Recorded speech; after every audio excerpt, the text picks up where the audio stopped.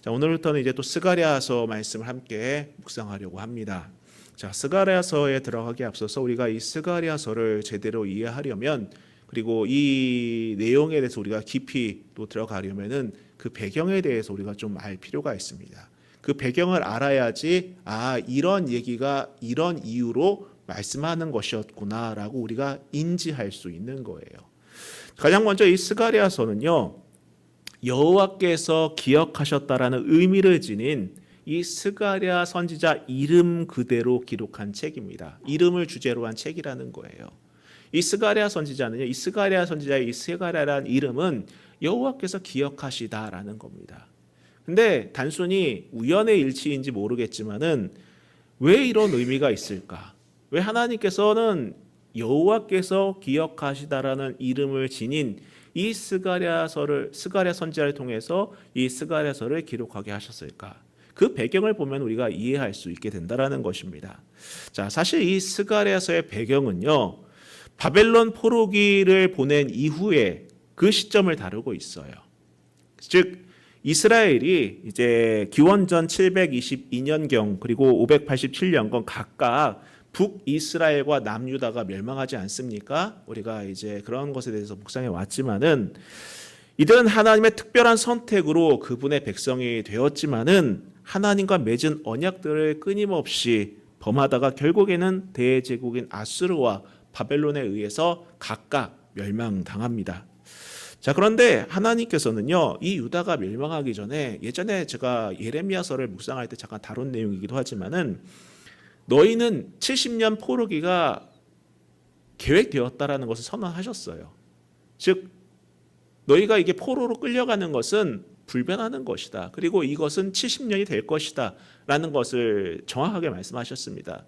제가 그 당시에 예레미야서를 묵상할 때에도 그것에 대해서 이제 거짓말하는 선지자도 나타나지 않습니까? 특히 좋은 말 해주고 아닐 것이다 얘기해주는 사람도 있었다. 이런 것을 여러분 우리가 떠올릴 필요가 있다는 거죠. 아무튼 그 예언대로 70년 동안 포로기를 지낸 이후에 기원전 539년에 이들이 다시 고향 땅으로 돌아오게 돼요.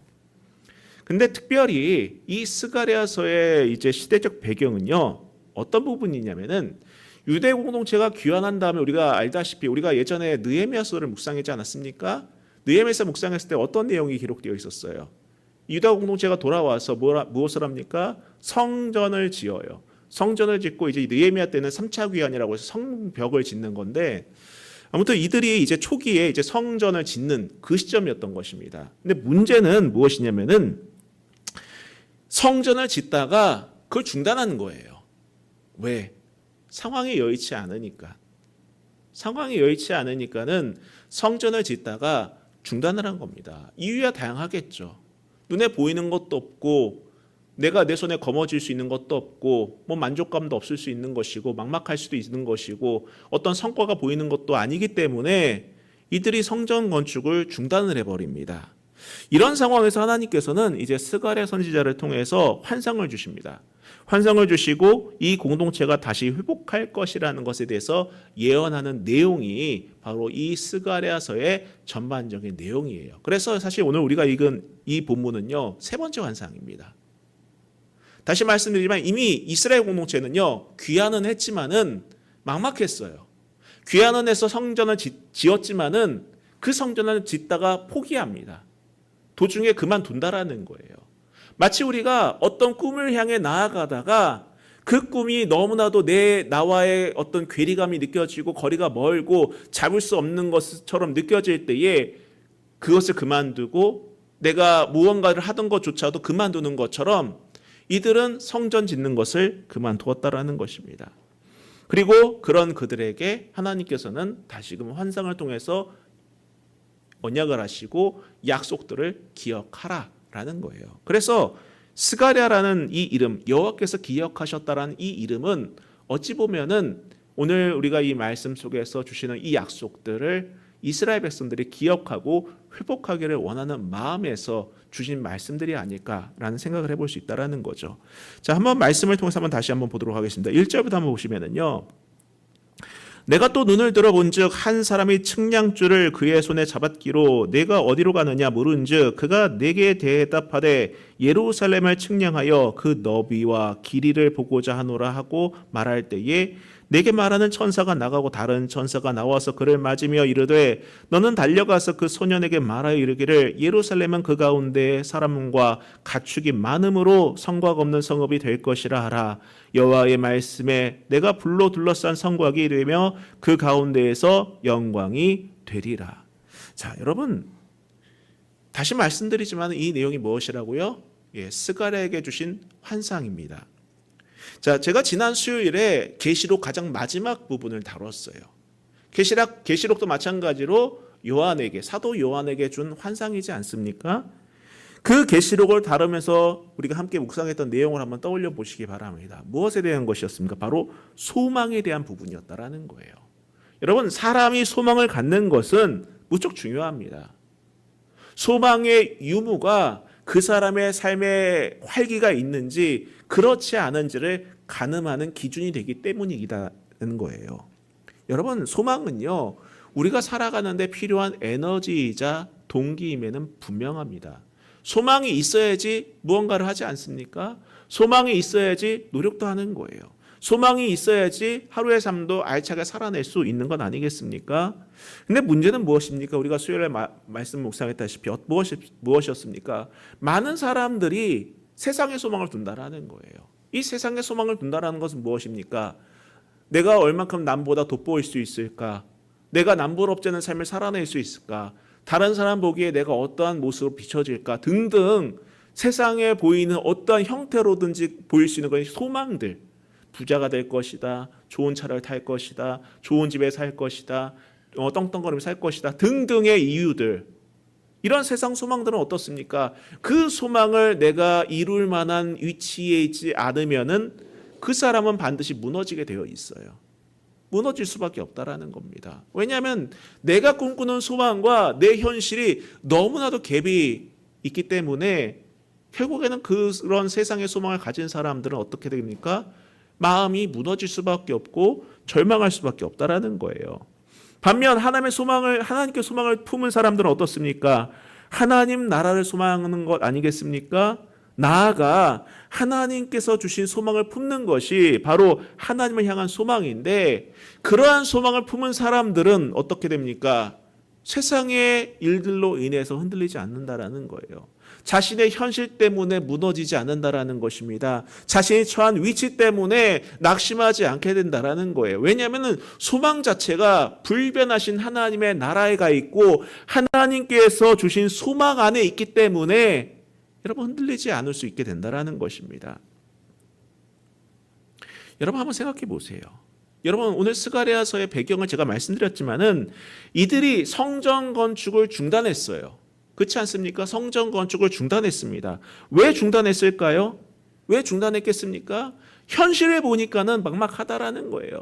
내가 이걸 한다고 해서 내가 뭔가를 이룰 수 있는 것처럼 보이지 않기 때문에 뭔가 대단한 일들을 이룰 수 없는 것처럼 보이기 때문에 중단했다라는 겁니다. 내가 이걸 한다고 해서 나아질까? 내가 이걸 한다고 해서 내 기대만큼 이루어질까? 우리도 그런 일들이 비일비재하잖아요. 내가 무언가를 꿈을 꾸다가 그 꿈이 무너졌을 때에 우리는 어떻게 됩니까? 우리의 삶도 무너질 때가 정말 많이 있다라는 거예요. 그때는 아무것도 하기 싫습니다. 그 어떤 것도 도전하기 싫어한다라는 거예요. 왜 그렇습니까? 소망이 사라졌기 때문에. 만약에 여러분 이스라엘 백성들이 하나님께 소망을 두었다면은 또한 하나님께서 주신 그 소망을 품었다면은 성전 건축을 중단하지 않았을 거예요. 왜냐하면 그들의 소망은 하나님께 가 있기 때문에. 그런데 현실을 보면서 남과 비교하고 혹은 자기 만족을 위해서 성전을 건축했거나 자신의 시선들이 하나님을 벗어나 자기 처지를 봄으로 말미암아 결국에는 어떻게 되겠습니까? 성전 건축을 중단할 수밖에 없었을 거예요. 뭐 이러나 저러나 죽으면 하나님 나라 가니까 내가 이걸 해서 뭐하나 이런 생각이 들었을 것 같아요. 그러니까 당연히 이 하던 성전 건축을 중단하고 멈추고 그냥 무기력하게 아무것도 하지 않는 그런 상황이 돼버린 것이 아닐까 합니다. 근데 제가 수요일에도 말씀드렸지만은 요셉을 예로 들지 않았습니까, 여러분? 여러분, 요셉의 소망은 어디에 있었습니까? 하나님이 주신 소망이 있었다라는 거예요. 하나님이 주신 꿈에 있었다라는 것입니다. 하나님이 주신 소망을 품었기 때문에 자신의 인생에 대해서 방관자적인 태도를 취하거나 비관적으로 여기지 않았다라는 거예요. 구덩이에 던져지고 노예로 팔리고 감옥에 옥살이를 하고 등등의 피할 거리와 핑계거리가 많았지만은 결코 요셉은 자신을 비하하거나 폄하하지 않았어요. 그 꿈꾸는 것을 멈추지 않았다라는 것입니다. 그 소망을 품고 믿음으로 나아갔다라는 거예요. 만약 요셉의 시선이 현실에만 가 있고 세상적인 소망에만 가 있었다면은 그는 구덩이에 던져지는 그 순간부터 절망과 좌절과 무력함의 연속이었을 것입니다. 그러나 그는 성경 안에서 보셨다시피 그는 결코 멈춰 있지 않았다라는 거예요. 자신의 삶에서 비관하지 않았습니다. 어떤 현실에 놓여 있다 하더라도 그 삶에 최선을 다하고 적극적으로 임했다라는 것을 성경은 증언해 주고 있다라는 거예요. 자, 오늘 본문에서도 하나님께서 주신 환상이 무엇입니까? 오늘 환상에서도 뭘 보여주십니까? 측량줄로 예루살렘을 측량하는 한 사람이 환상을 통해서 앞으로 하나님이 임재할 그 도성 예루살렘에 임할 번성을 예고해 주고 계시다라는 거예요.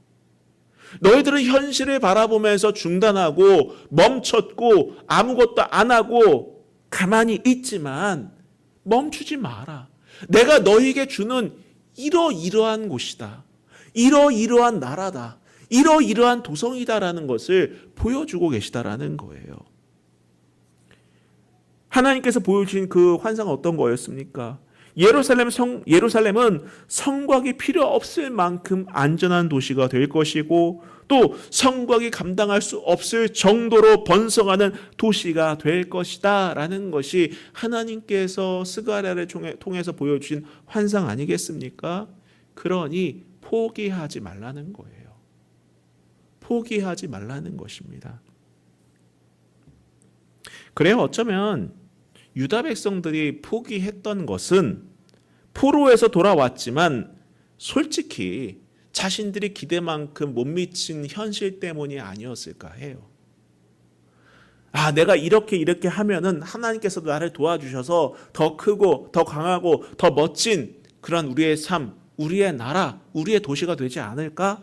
라는 기대감으로 너도 나도 이렇게 힘을 보탰지만은 진척되는 모습을 보니까는 자신의 기대와 상상 속에 있는 자신의 모습과는 너무나도 괴리가 있고 자신의 현실과 너무나도 멀게 느껴지기 때문에 결국에는 실망감이 커서 중단한 것이 아니었을까 합니다.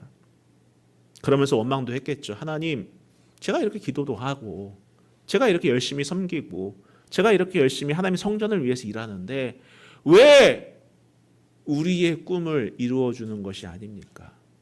여기서 문제가 된 거라는 거예요.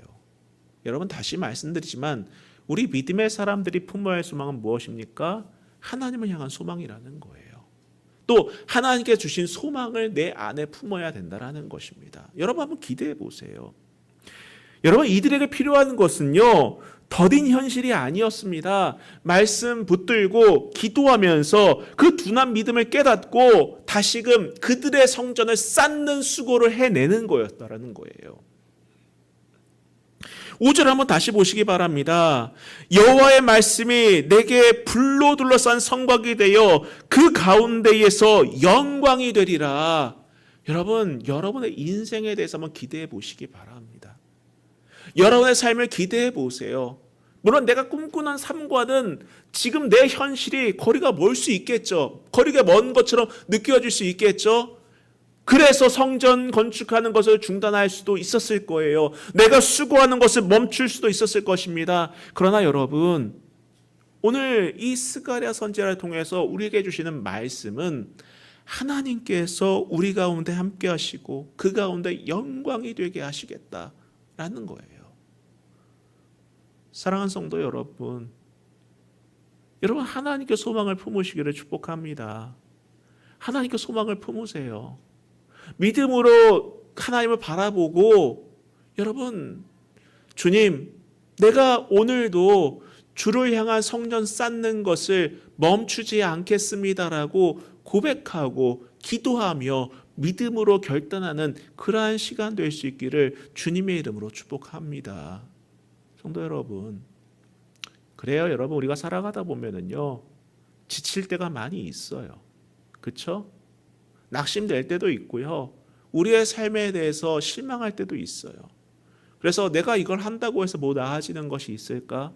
내가 이걸 해낸다고 해서 뭔가 변화가 있을까? 내가 꿈꾸는 그것에 내가 도달할 수 있을까? 여러분, 우리가 꿈꿔야 될 것은요, 내 목표와 내 비전이 아니라 하나님의 목표, 하나님의 비전을 꿈꿔야 된다라는 거예요. 저는 오늘도 이 말씀을 준비하고 기도하면서 그런 기도를 했어요. 하나님, 오늘도 제가 세워야 할 성전을 세워가게 해주세요. 환경 보고 상황 보고 실망하고 절망하는 것이 아니라 내가 세워야 할 성전을 오늘도 하루하루 쌓아갈 수 있게 해주세요. 그런 힘을 저에게 주세요. 라고 기도하면서 오늘 말씀을 준비했어요.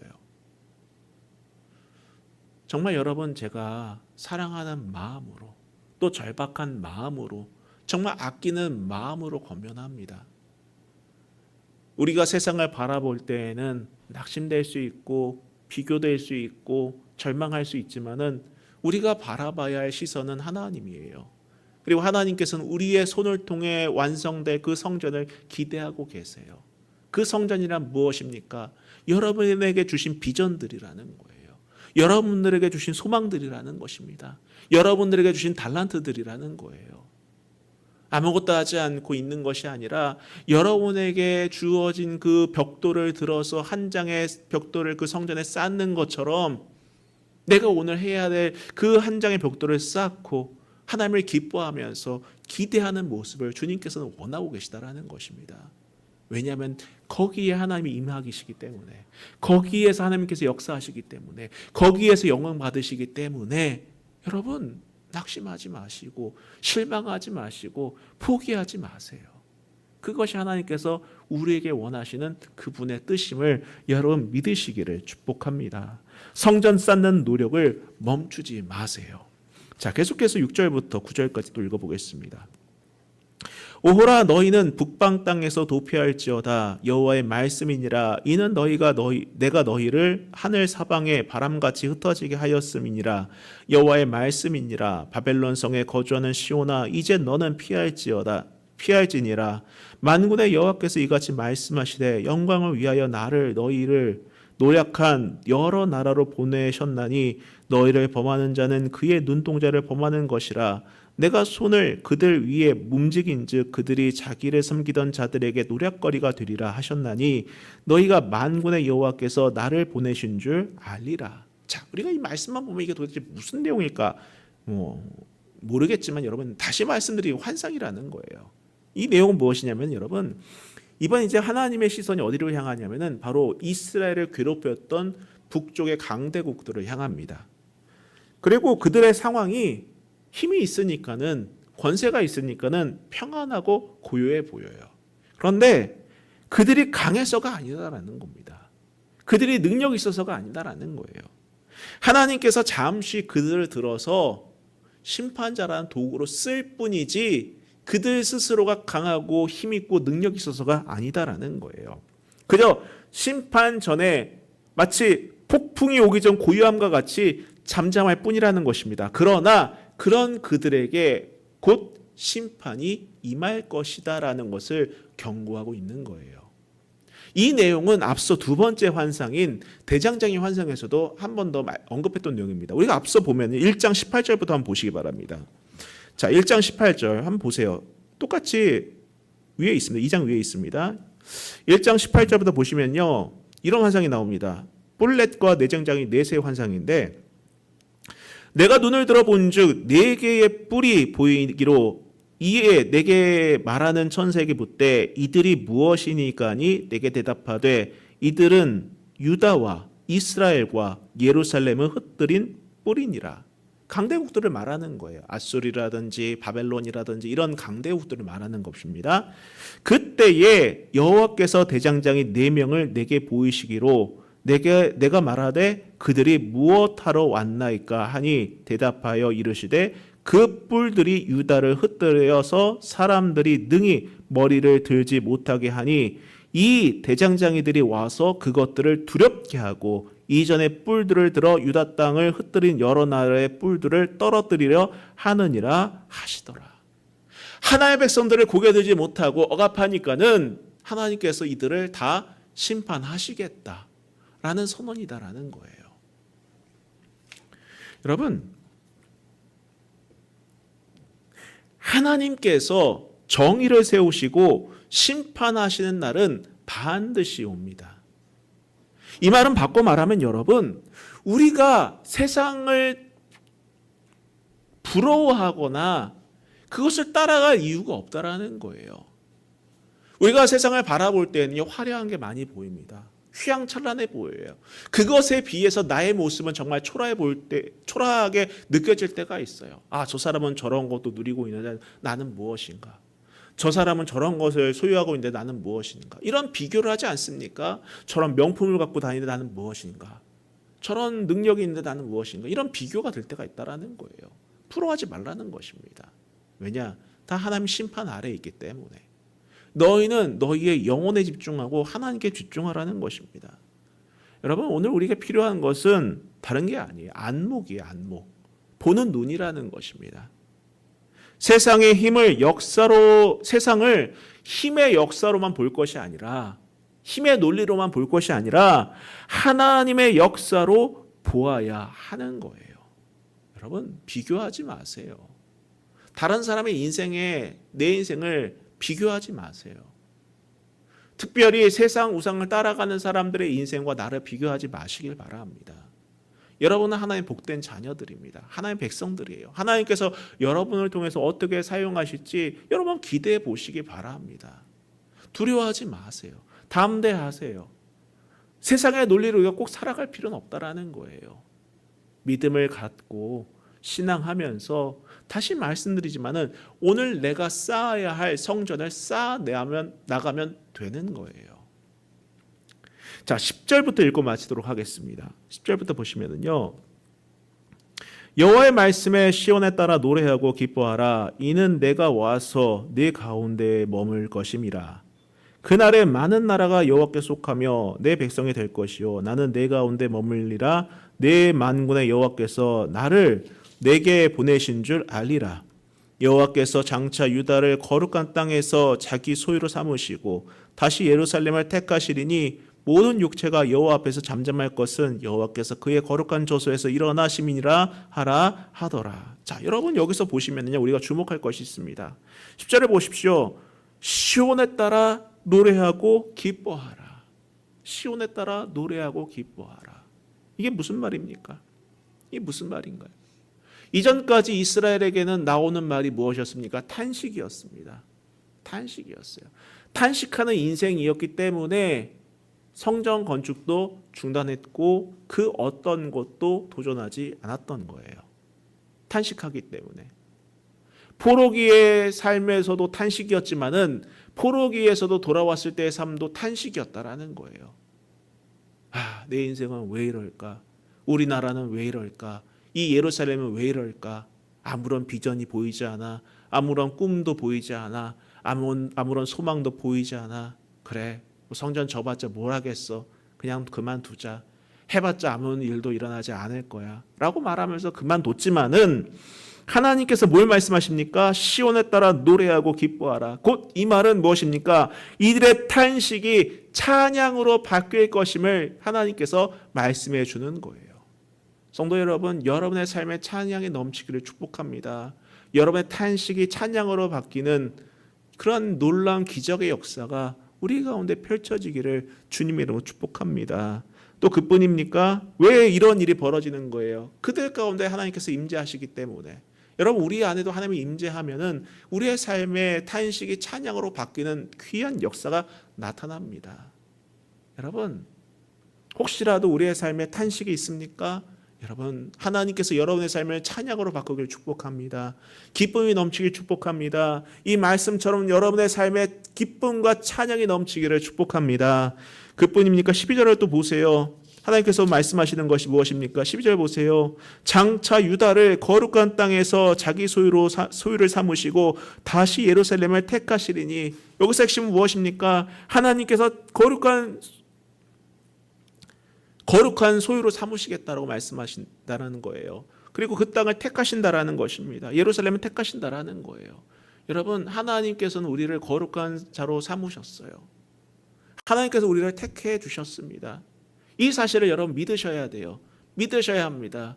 정말 믿으셔야 한다라는 거예요. 우린 버림받은 존재가 아닙니다. 무의미한 존재가 아니다라는 거예요. 여러 사람 중에 한 사람이 아니다라는 것입니다. 하나님께서 특별하게 택한 존재들이라는 것입니다. 우리 한 사람 한 사람을 향한 하나님의 계획과 뜻이 있다라는 것을 이 말씀 속에서 다시 한번 되새겨주고 있다라는 거예요.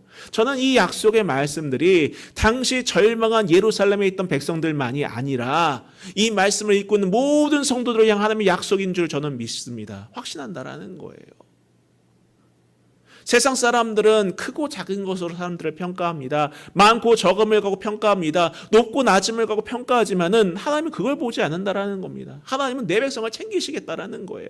내 거룩한 소유다. 내가 택한 백성이다. 이게 하나님의 방식이고 하나님의 택한 방법이라는 것을 여러분 기억하세요.